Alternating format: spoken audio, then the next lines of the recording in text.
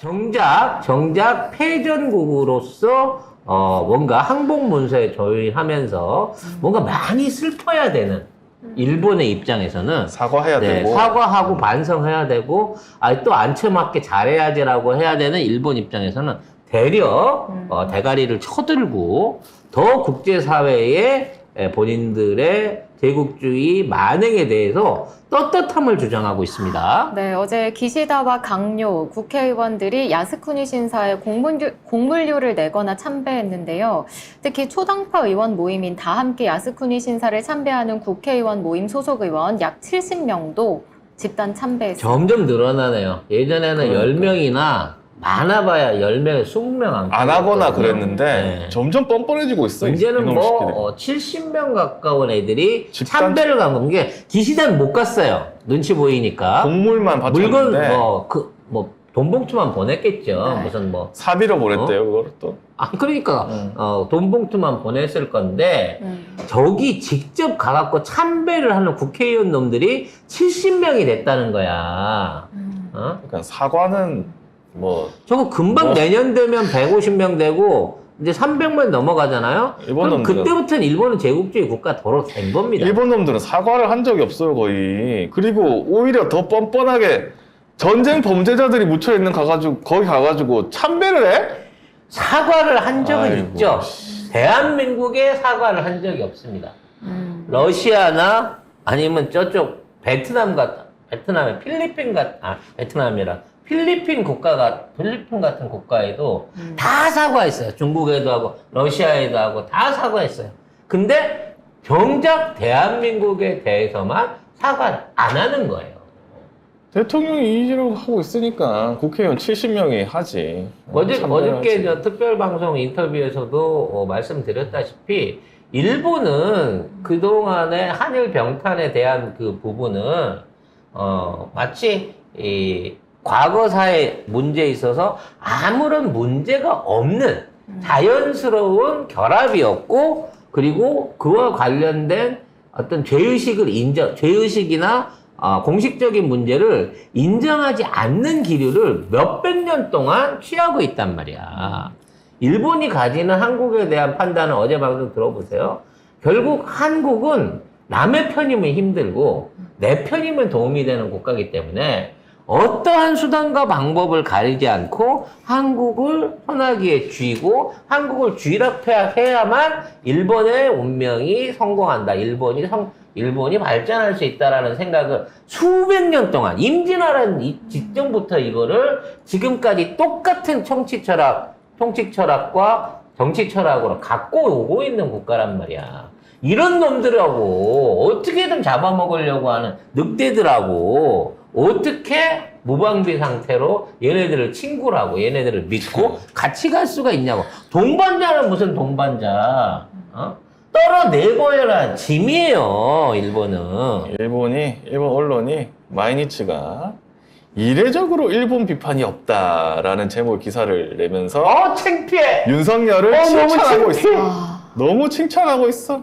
역사 문제 등에서 일본에 대한 비판이 전혀 없는 이례적인 연설이었다. 교훈 또 칭찬받아서 좋겠네요. 얼마나 좋겠어. 좋으시겠어요, 아니, 정말. 역사는 지나갔다고 치자라고 치면 당장에 우리 국민의 생명이 걸려있는 핵폐수 이거 방류 문제에 대해서라도 최소한의 언급은 해야 되는 거 아니야?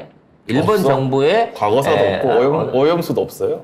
그와 관련한 어떤 조치를 요구한다라는 것 정도는 지금 말하자면 한마디라도 곁가지로 곁들이는 그 부가적인 서비스로라도 한마디 해줄 수 있는 거 아니야? 그거 한마디를 안 한다는 거예요.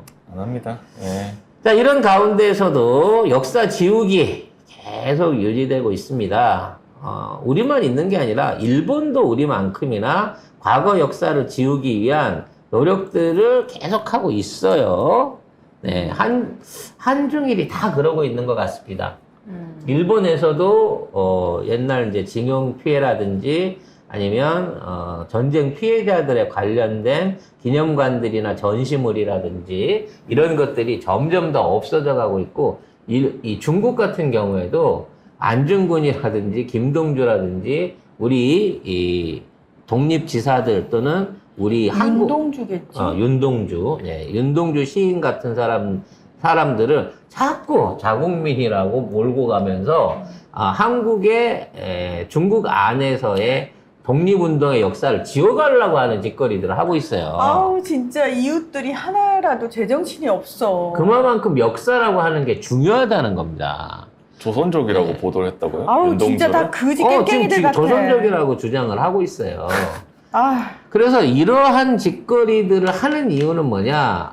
중국은 근대사가 새롭게 열리게 되면 동북 삼성과 산동성을 집어한 과거 고려 고구려의 광대한 과거 영토를 뺏길 수 있다라는 두려움이 있는 거고요.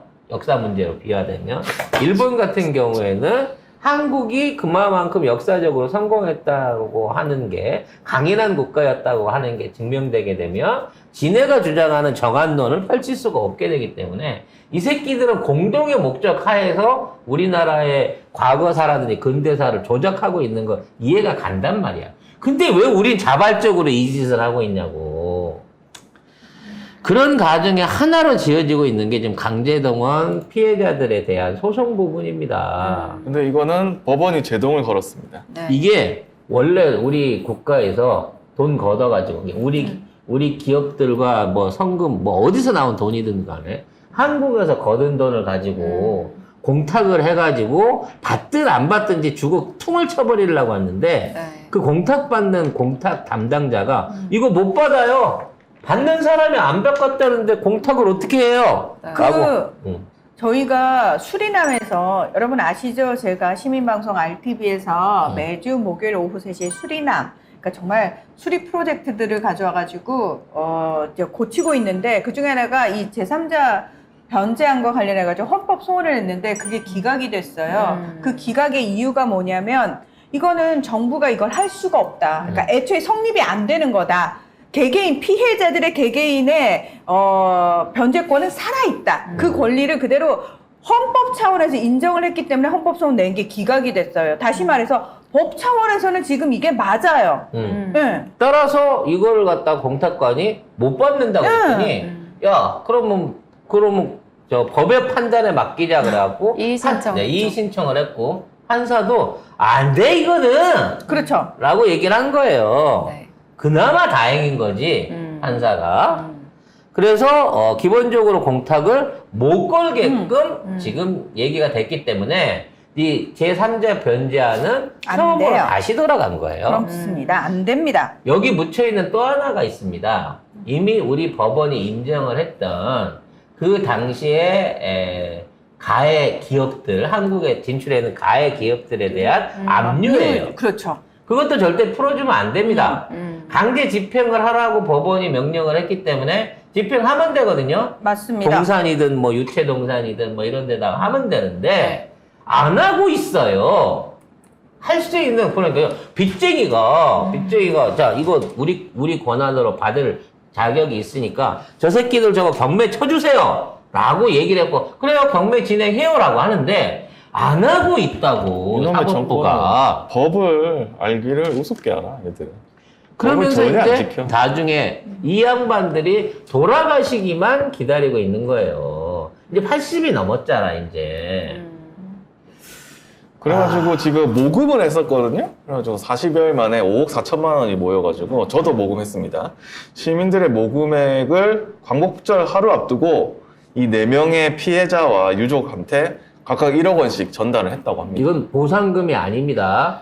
그냥 일종의 성금이에요. 시민들이 모아서 도와드리는 거예요. 그렇죠. 버티시라. 끝까지 버티시라. 이렇게 혹시라도 우리 시민이 생활에- 함께 생활의 하겠다. 어려움 때문에 그 돈을 받으시려고 하는 마음이 있으실까봐 자 이렇게 안 받고 버티시고 제대로 이거를 사과받기 위한 노력을 해주시면 저희들이 이렇게 지켜드립니다라고 가는 거예요. 이분들이 돌아가면 이 청구권이 말소되는 거 아닙니다. 후손들도 후손들한테 할수 다시 있습니다. 이어지거든요. 그렇습니다. 그래서 이거를 끝까지 놓지 말아야 돼요. 그래서 더 많은 분들을 피해자로 등록을 하고 이분들에 대한 권한을 살려야 됩니다. 근데 그거를 심의하고 있는 기관이 오은처인 거예요. 따져놓고 보면. 근데 이거 저거 뭐지? 삼자 변제 하라고 한 거는 외교부가 이거를 돈 결정을 미친 했대요. 짓이지. 재판을 걸었어. 그래가지고 전주지법에서 앞에 붙여주셔야죠. 우리나라 외교부가요. 우리나라가 그렇지. 일본 외교부가 붙인 게 아니에요. 우리나라 외교부. 우리나라 외교부가 이 돈 받고 떨어져라고 이거를 붙인 거라는 거죠. 맡겨놓을 테니까 니들이 알아서 가져가든지 말든지 알아서 해라고 이거를 지 맘대로 얘기를 해버리니까 판사가 아니 이거 안 된다. 민법 제469조를 들으면서 당사자가 거부 의사를 표시하면 제3자가 변제할 수 없다라고 적혀있대. 그래서 이게 뭐야? 그래서 지금 우리가 보훈처 장관이 검사 출신이 가는 거를 놓고 왜 저렇게 가나라는 부분 중에 하나가 앞으로 이러한 일제 동원 피해자를 비롯한 피해자분들 살아계신 분들 이런 분들이 더 추가로 나서가지고 이러한 피해자들이 이제는 더 많이 알려야 돼요. 그래서 이러한 만행들과 청구권이 살아있으면 확대를 시켜야 되는데 이거를 지정하는 기관인 보훈처에서 굉장히 조건을 까다롭게 해갖고 당신이 징용 간 걸 증명하려면 그 당시 같이 징용 갔던 사람 둘을 데리고 오라는 거 아니야. 그러니까 그게 이게 말이 되냐고. 에이. 그 사람들 어떻게 연락해? 그 사람들이 살아있다는 보장이 어디 있어? 그때 같이 돌아왔는지 살아서 귀국한지 모르는데 당신이 징용 갔다는 걸 증명해 줄 수 있는 사람 둘을 데리고 와야 인정을 해준대요. 난 석사 박사하느라 줄리할 시간이 없어서 누가 줄리래요. 나 줄리라는 거 저기 증명할 사람 나와봐라고 해요. 라는 것과 같은 거죠.